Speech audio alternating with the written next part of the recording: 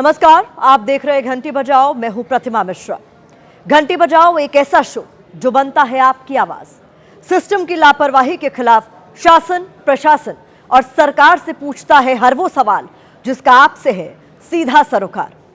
आज आपको उस सिस्टम के खिलाफ घंटी बजानी है जो आपकी जिंदगी के साथ खिलवाड़ कर रहा है, उसे खतरे में डाल रहा है, जो आपकी खुशियों को मातम में बदल रहा है, जो आपकी और आपके अपनों की मौत की वजह बन रहा है।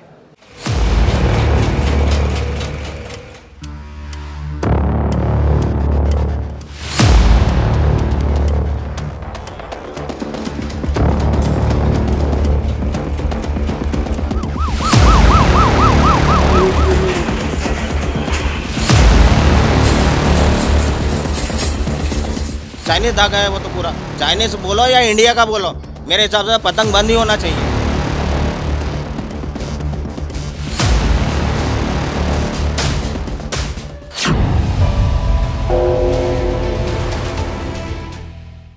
एक मामूली पतंग की डोर लोगों की जिंदगी की डोर काट रही है। यह किसी एक सूबे, शहर या कस्बे की कहानी नहीं है। देश भर से चाइनीज मांझे से हादसे की तस्वीरें सामने आ रही हैं।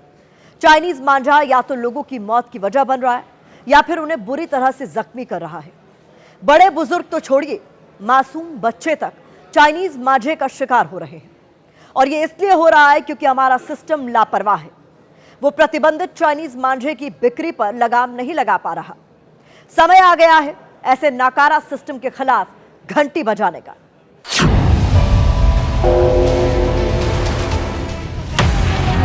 कर्नाटक के बीदर में संजीव कुमार नाम के शख्स का बीच सड़क पर गला कट जाता है। वो लहूलुहान होकर जमीन पर गिर जाते हैं। उनकी मौत हो जाती है। वजह चाइनीज मांझा। गुजरात के सूरत में सोसाइटी में खेल रहे 8 साल के बच्चे का गला कटता है, उसकी भी मौत हो जाती है। वजह चाइनीज मांझा। मध्य प्रदेश के इंदौर में रघुवीर धाकड़ की भी गला कटने से मौत हो गई। वजह फिर वही चाइनीज मांझा।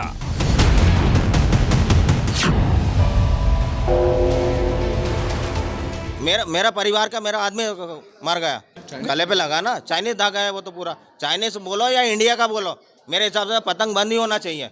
अब आप लोगों को देखना है, या तो पतंग बंद करवा दो या संक्रांत मनाना बंद करवा दो।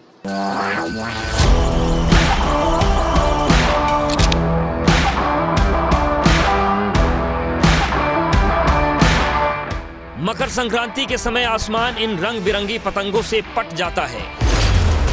हर पतंगबाज दूसरे की पतंग काटने के लिए पूरी ताकत लगा देता है और यहीं से शुरू हो जाता है कुछ रुपए की कमाई के लिए लोगों की जिंदगी को खतरे में डालने का खेल।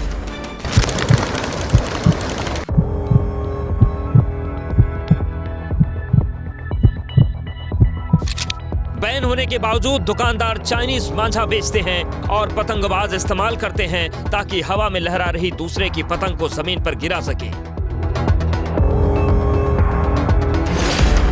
लेकिन पतंग की डोर काटते काटते ये चाइनीज मांझा लोगों की जिंदगी की डोर काटने लगता है।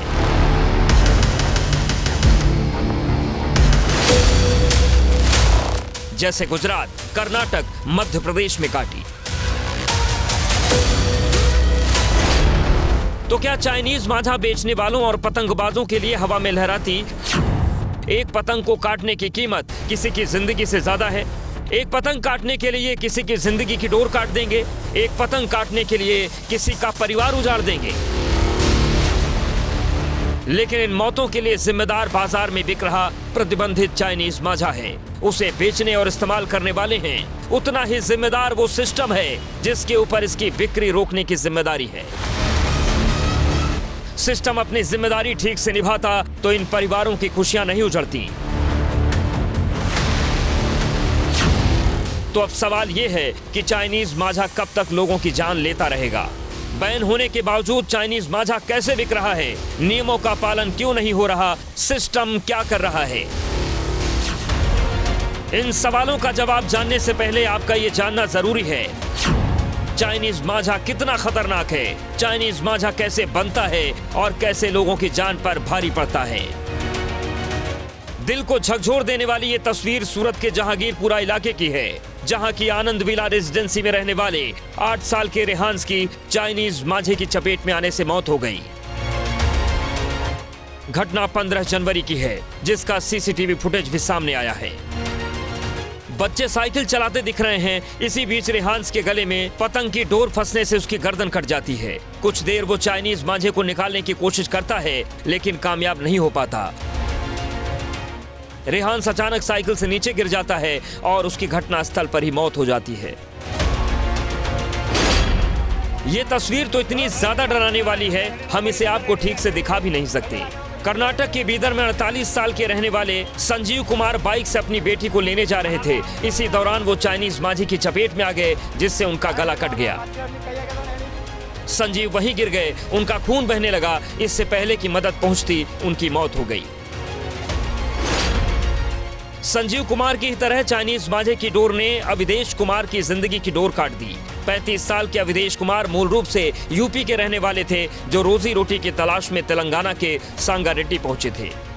चाइनीज मांझा लोगों के लिए यमदूत साबित हो रहा है। इसके कारण लोग लगातार अपनी जान गंवा रहे हैं, जबकि इसकी बिक्री और इस्तेमाल पर पूरी तरह पाबंदी है। लेकिन लोग कानून को ठेंगा दिखा रहे हैं, इसे बेच भी रहे हैं, इसका इस्तेमाल भी कर रहे हैं।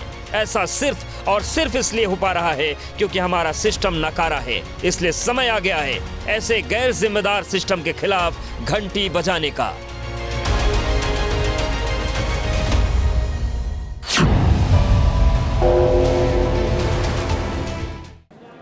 हर साल मकर संक्रांति के समय चाइनीज मांझे के खतरे की खबरें आनी शुरू हो जाती हैं। कभी चाइनीज मांझे से घायल, तो कभी चाइनीज मांझे से मौत। ऐसा इसलिए हो रहा है क्योंकि जिन लोगों पर प्रतिबंधित चाइनीज मांझे की बिक्री ना होने देने की जिम्मेदारी है, वो पूरे साल सोते रहते हैं। और जब ये चाइनीज मांझा लोगों की मौत की वजह बनने लगता है, तो अचानक नींद से जागते हैं। लेकिन हद तो तब हो जाती है अपनी कुंभकर्णी नींद से जागने के बाद भी, जब हमारा सिस्टम मौत बांटने वाले चाइनीज मांझे के सामने बेबस हो जाता है।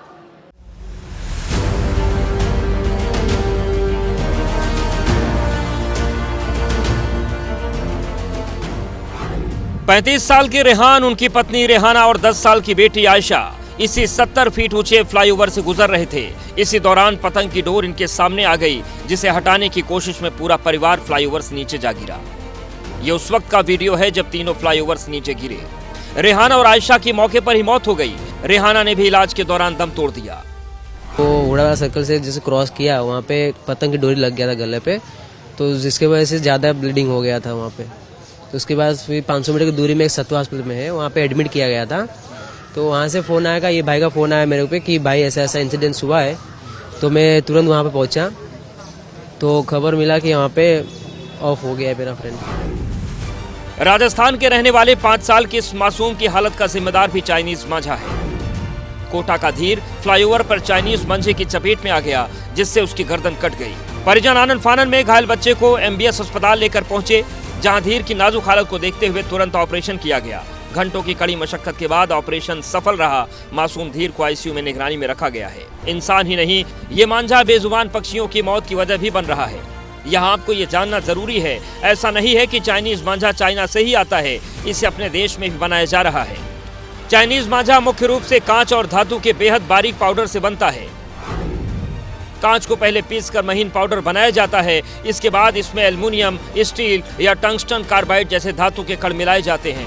ये कण माइक्रोन लेवल के होते हैं, यानी इतने छोटे कि आंखों से साफ नजर भी नहीं आते। इस पाउडर को मजबूत गोंद या रेजिन में मिलाया जाता है। फिर नायलॉन या पॉलिस्टर की पतली डोर को इस मिश्रण में डुबोकर सुखाया जाता है। कई बार सिलिकॉन या पॉलीमर भी मिलाया जाता है, ताकि कण लंबे समय तक चिपके रहे। वो चाइनीज़ मांझा है, वो बहुत खतरनाक होता है। वो टूटता नहीं है, बहुत मजबूत होता है वो, और प्लास्टिक का बना हुआ होता है वो जी। तो वो जो जिसके जल्दी पकड़ में नहीं आता, वो जो है कट जाता है, लोगों का चोट लग जाती है, एक्सीडेंट हो जाते हैं लोगों के। कांच और धातु के कण बेहद नुकीले होते हैं। जब यह धागा हवा में तेज रफ्तार से उड़ता है तो इसकी धार और तेज होती है। ये सामान्य सूती मांझे से 10 से 20 गुना ज्यादा काटता है। गले पर लगते ही नसें और धमनियां कट सकती हैं। खून तेजी से बहता है। बाइक सवारों के लिए ये सबसे बड़ा खतरा है, क्योंकि हवा में लटका मांझा सीधे गले या चेहरे से टकराता है। अगर किसी का गर्दन या कहीं पर कट रहा होता है, तो वहाँ पर सबसे बेहतर है कि उस वक्त जो भी कपड़ा आपके पास है आइडियली तो साफ़ कपड़े से करना चाहिए, लेकिन जो भी कपड़ा आपके पास है, रुमाल है, मफलर है, स्वेटर है, उससे प्रेशर इफेक्ट दे करके, काफ़ी तेज़ प्रेशर दे करके इमीडिएट अपने चिकित्सक के पास, जो नज़दीकी आपकी आकस्मिक चिकित्सा इकाई, वहाँ जा कर के इसका उपचार करना चाहिए। इंदौर में पिछले 5 साल में 70 से अधिक लोग चाइनीज मांझे के कारण हादसे का शिकार हुए, जिनमें से 8 लोगों की मौत हो गई। 2025 में चाइनीज मांझे से दुर्घटना के 10 मामले सामने आए, इनमें 2 लोगों की मौत हो गई। जनवरी 2025 में गुजरात के उत्तरायण उत्सव के दौरान 6 लोगों की मौत चाइनीज मांझे के कारण हुई, सैकड़ों लोग घायल हुए। महाराष्ट्र में मकर संक्रांति के मौके पर 3 लोगों की मौत हुई और 1 पुलिसकर्मी जख्मी हुआ। जुलाई 2025 में दिल्ली में स्कूटर सवार व्यक्ति की चीनी मांझे से गला कटने से जान चली गई। मई 2025 में नोएडा के एक युवक की चीनी मांझे से गर्दन कटने से मौत हो गई। जुलाई 2023 में दिल्ली के पश्चिम बिहार में पतंग की डोर से 7 साल के बच्चे की जान चली गई। 2022 में दिल्ली के हैदरपुर फ्लाईओवर पर चीनी मांझे से घायल बाइकर की मौत हो गई। सोचिए, हाल तब है जब चाइनीज मांझा खरीदने और बेचने वालों पर पर्यावरण संरक्षण अधिनियम 1986 की धारा 15 के तहत 5 साल तक की सजा और 1 लाख रुपए तक का जुर्माना हो सकता है। भारतीय न्याय संहिता की धारा 188 के तहत 6 महीने तक की सजा या जुर्माना हो सकता है। पशु क्रूरता निवारण अधिनियम 1960 की धारा 11 के तहत 50,000 रुपए तक का जुर्माना और 5 साल तक की सजा का प्रावधान है।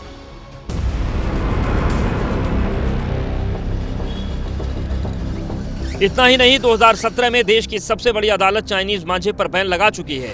इलाहाबाद हाईकोर्ट ने हाल ही में राज्य सरकार को चाइनीज मांझा बनाए जाने और उसकी खरीद फरोख्त को कड़ाई से प्रतिबंधित करने का आदेश दिया है।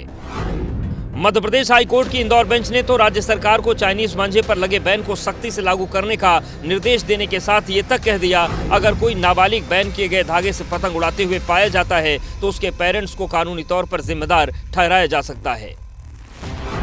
बॉम्बे हाईकोर्ट ने 12 जनवरी को कहा, इस साल मकर संक्रांति मनाते समय अगर कोई नायलॉन मांझे का इस्तेमाल कर पतंग उड़ाते पाया गया तो उसे 25,000 रुपए का जुर्माना देना होगा। जो लोग बेच रहे हैं उन्हें 2.5 लाख रुपए देने होंगे। में ही जनवरी में एक आदेश जारी हुआ है कि बेचने वाला, खरीदने वाला, इस्तेमाल करने वाला और अगर इस्तेमाल करने वाला बच्चा माइनर है तो उसके पेरेंट्स को भी प्रोसिक्यूट किया जा सकता है। अलग अलग वायलेशन के लिए अलग अलग जो पेनाल्टीज़ हैं वो दी गई हैं कि किसी केस में 5 साल की सज़ा है, 2.5 लाख की पेनल्टी है, 5 लाख की पेनल्टी है, पेरेंट्स के लिए पेनल्टी है। तो ये डिपेंड करता है कि जो उल्लंघन हो रहा है वो किस स्तर पे हो रहा है और किस लेवल का हो रहा है, उसके हिसाब से सज़ा तय करी जाएगी। चाइनीज मांझे से हो रही मौत का मामला देश की संसद तक में गूंज चुका है। मेरी सरकार से दरख्वास्त है, जो लोग चाइना डोर इंपोर्ट करते हैं, जो लोग यहाँ इंडिया में भी बना रहे हैं और जो लोग बेचते हैं, इनके ऊपर 302 का पर्चा दर्ज होना चाहिए। सरकार ये कानून लेकर आए। बावजूद इसके सिस्टम की लापरवाही के कारण चाइनीज मांझा बिक भी रहा है, पतंगबाज इस्तेमाल भी कर रहे हैं और लोगों की जान भी लगातार जा रही है।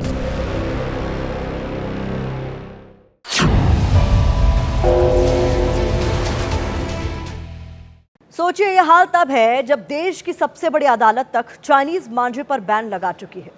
कई राज्यों की अदालतें चाइनीज मांझे के खिलाफ कड़े एक्शन की बात कह चुकी हैं। बावजूद इसके चाइनीज मांझा आज भी खुलेआम बिक रहा है और लोगों की जान ले रहा है। ऐसे में सवाल यह है कि आखिर हमारा सिस्टम फेल कहां हो रहा है? चाइनीज मांझे की बिक्री पर लगाम आखिरकार क्यों नहीं लग पा रही? सबसे जरूरी और अहम सवाल, आखिर कानून के लंबे हाथ उन गुनहगारों के गिरेबान तक क्यों नहीं पहुंच पा रहे जो लोगों की खुशियों पर ग्रहण लगा रहे हैं?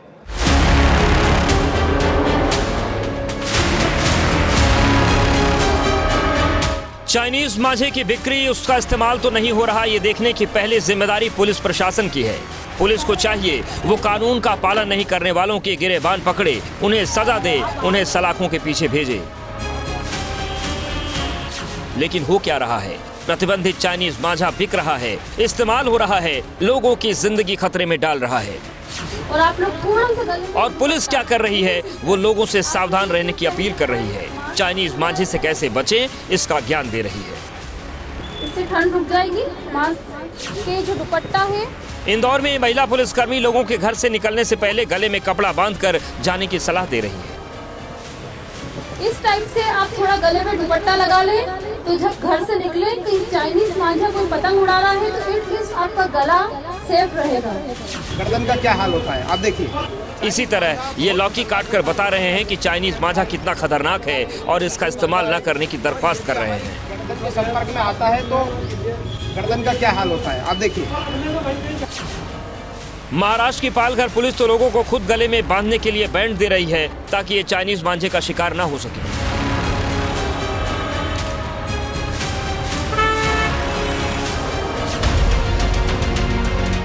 मतलब सब आम जनता करे, सावधानी आम जनता बरते, बच के आम जनता चले और आरोपी चाइनीज मांझे से पतंग उड़ाते रहे।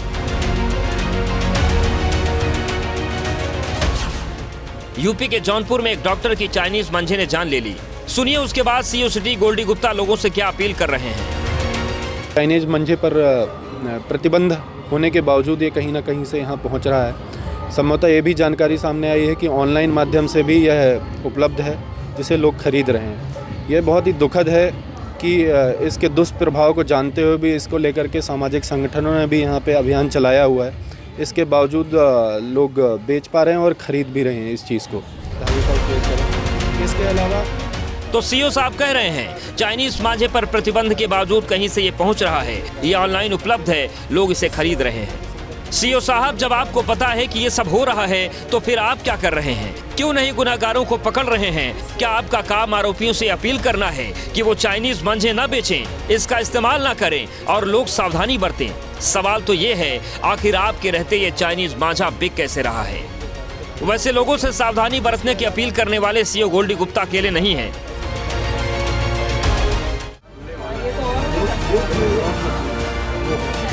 इंदौर पुलिस तो ये बता रही है कि वो कैसे चाइनीज मांझे के खिलाफ एक्शन ले रही है, दबिश दे रही है, मांझा चेक कर रही है, लेकिन साथ ही वो आरोपियों से ही अपील भी कर रही है कि चाइनीज मांझे का इस्तेमाल ना करें। जो हमारे फ्लाईओवर्स हैं उसमें प्रयास ये किया जा रहा है कि उसमें बैरिकेड्स को इस प्रकार से लगा दिया जाए ताकि आने जाने वाले व्यक्तियों की स्पीड भी स्लो हो जाए, ताकि बाई चांस कोई धागा या कोई इस तरह का मांझा उनके संपर्क में आता है तो उनके साथ कोई अनहोनी या कोई दुर्घटना ना हो। इसके साथ साथ लोगों से भी मैं रिक्वेस्ट करूंगा कि मकर संक्रांति पे जो भी त्योहारों में आपकी भागीदारी है वो ज़रूर दें, पर उसके साथ साथ ये भी सुनिश्चित करें कि आपके द्वारा किसी इस प्रकार के चाइनीज मांझे का कोई प्रतिबंधित धागा है, कोई नायलॉन मिक्स धागा है, कोई इंडस्ट्रियल यूज़ का धागा है, उसका कदापि प्रयोग ना किया जाए। तो क्या पुलिस ने यह मान लिया है कि चाइनीज मांझा बिकता रहेगा, लोग उसका इस्तेमाल करते रहेंगे? इससे दुखद और क्या हो सकता है? जिनके कंधे पर इस बात की जिम्मेदारी है क्राइम को जड़ से खत्म किया जाए, वो उसमें तो कामयाब नहीं हो पा रहे। लोगों को क्राइम से कैसे बचना है इस पर जोर दे रहे हैं। अगर नहीं तो गुजरात के मुख्यमंत्री भूपेंद्र पटेल को खुद सड़क पर क्यों उतरना पड़ा? क्यों लोगों से चाइनीज मांझे से बचने के लिए उनके 2 व्हीलर के आगे ये सेफ्टी गार्ड लगाना पड़ा?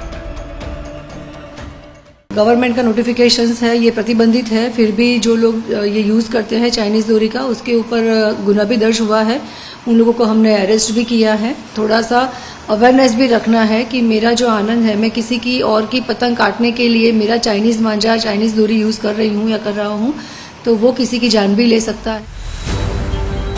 पुलिस लोगों को जागरूक कर रही है, यकीनन ये सराहनीय कदम है, लेकिन सवाल तो ये है कि ऐसी नौबत आई ही क्यों? लोगों के हाथ ये खतरनाक मांझा पहुंचने से पहले ही इसकी बिक्री पर लगाम क्यों नहीं लगी? कानून का सख्ती से पालन क्यों नहीं हो रहा? देश की राजधानी दिल्ली में भी चाइनीज मांझा धड़ल्ले से खुलेआम बिक रहा है। पुलिस भले ही इसे बेचने वाले दुकानदारों तक नहीं पहुंच पा रही, लेकिन एबीपी न्यूज पहुंच गया। दिल्ली के लक्ष्मी नगर इलाके में मौजूद अतीक काइट शॉप में हमें चाइनीज मांझा मिल गया। बातचीत में दुकानदार ने खुद माना कि इस मांझे से हाथ कट सकता है। मांझा कितने का? नहीं पूरा मतलब कच्ची का मांझा पूरी रोल पूरा बड़ा वाला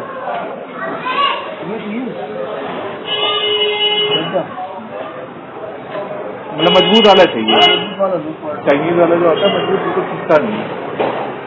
चाइनीज वाला ही है, बाकी वो जो अपने देसी वाले में टूट जाते हैं जल्दी। देसी वाला मत दीजिएगा, वो वाला वो जो गिलास वाला होता है जो मतलब टूटता नहीं है वाला चाहिए। चौराने में हाथ तो नहीं कटेगा अपना, चौराने में हाथ तो कटते हैं। बात थोड़ी। हमने खुद टेस्ट किया ये कितना खतरनाक है। सोचिए ये मांझा किसी के गर्दन पर चलेगा तो उसका क्या हाल होगा। जो सिस्टम ऐसे हादसे सामने आने के बाद जागता है, अपनी जिम्मेदारी पूरे साल पूरी ईमानदारी से निभाए तो शायद ऐसी तस्वीरें न आएं और चाइनीज मांझे से लोगों की जान न जाए।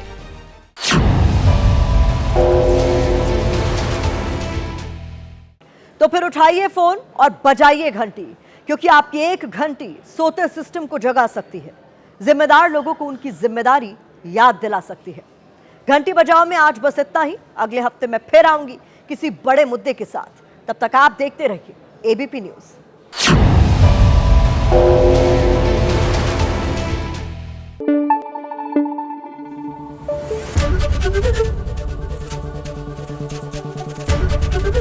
एबीपी न्यूज आपको रखे आगे।